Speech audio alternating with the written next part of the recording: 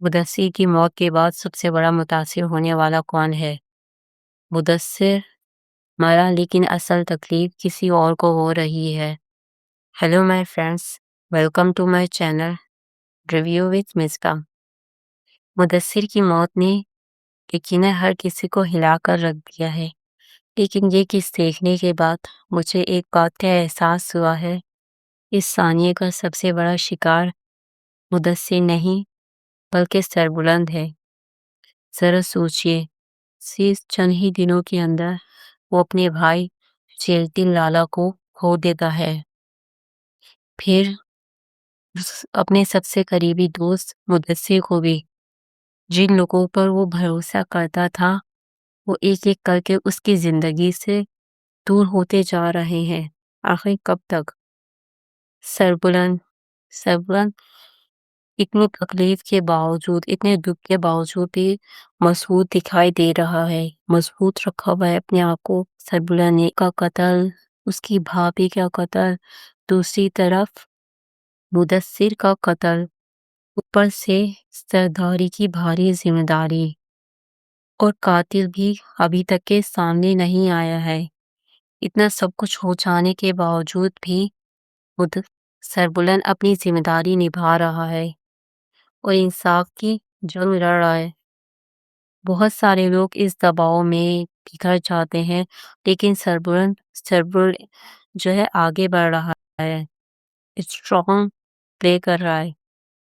مجھے لگتا ہے جب سربلند کو اس بات کی حقیقت پتہ چلے گا کہ اس واقعات کے پیچھے کون ہے، تو اس کہانی کا رخ پورا بدل جائے گا۔ بانو، محبت یا عدم اعتماد؟ بانو سربلند سے بے پناہ محبت کرتی ہے، یہ بات تو سبھی جانتے ہیں۔ وہ اس کی بچپن کی منگیتر ہے، اس نے ہمیشہ سربلند کو اپنی زندگی کا حصہ سمجھا ہے، لیکن اس وقت سربلند کو محبت سے زیادہ ٹرسٹ کی ضرورت ہے، ایموشنل سپورٹ کی ضرورت ہے۔ بانو سربلند کے بارے میں پوزیسو ہے، لیکن اس وقت پوزیسو ہونے سے کام نہیں چلے گا۔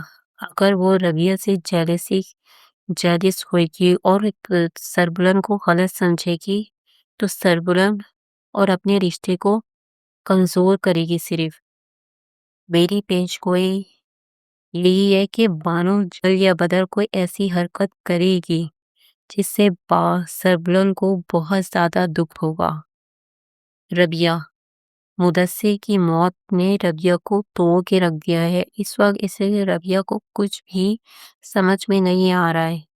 سربلند نے اس کی جس طریقے سے جان بچائی ہے، اس کو ٹرسٹ کا وہ کر لیا، لیکن ظاہر سی بات ہے وہ مدثر پہ زیادہ ٹرسٹ کرتی تھی، اس وقت اس کے لیے اسے کچھ بھی سمجھ میں نہیں آ رہا ہے، کچھ نہیں ہو رہا ہے۔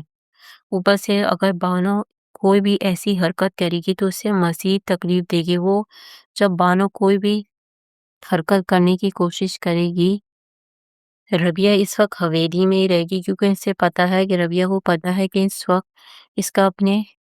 اس کے پاس اپنے ماما کے پاس جانے کا بھی کوئی فائدہ نہیں ہے، کیونکہ جس طریقے سے کیا ہوتا ہے تورسم نے اس کے شوہر کو قتل کیا ہے اور یہ اپنی جان یعنی کہ مدثر نے اس کی جان بچائی ہے، اسی طریقے سے اس کے چاچا کو بھی جو ہے وہ قتل کر سکتا ہے، اس لیے یہ حویلی میں ہی رہے گی۔ اگر میں یہاں پر بات کروں دانیال ظفر کی، کیونکہ میں نے دوسرے بھی ایک دو ڈراموں میں اور بھی دیکھا ہے دانیال کا، لیکن یہاں پر جس طریقے سے سربلند کا کریکٹر ادا کر رہے ہیں، جس طریقے سے سربلند کی یعنی کہ پرفارمنس ہے، بالکل ریئل فیل ہوتا ہے مجھے، اور بہت زیادہ آؤٹسٹینڈنگ پرفارمنس کی ہے دانیال ظفر نے بھی۔ آخری بات، اصل سوال یہ نہیں ہے کہ مدثر کا قاتل کون ہے، اصل سوال یہ ہے کہ سربلند اتنے سارے صدموں کے بعد خود کو سنبھال پائے گا؟ بانو اس پر اعتماد کرے گی یا ربیہ اس کی زندگی میں اہم مقام حاصل کر دے گی؟ میری ذاتی رائے یہ ہے بانو ہی اپنے ہاتھوں سے سربلند کو کھو دے گی۔ اب آپ بتائیے سربلند کے بہترین انتخاب کون ہے، ربیہ یا بانو؟ کیا آپ کو لگتا ہے بانو کی حسد ان کا رشتہ تباہ کر دے گی؟ کمنٹس میں لازمی بتائیے گا۔